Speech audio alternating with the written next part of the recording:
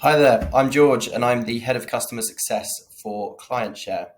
So in this short video, I'm going to show you how you can manage your review notifications on ClientShare Pulse.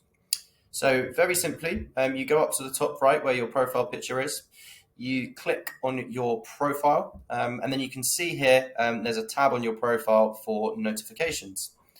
So there's two different things that you can do here.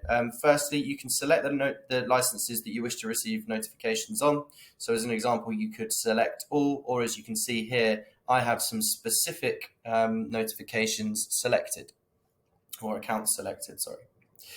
Now, you also have the option to receive an email notification for any of the following options.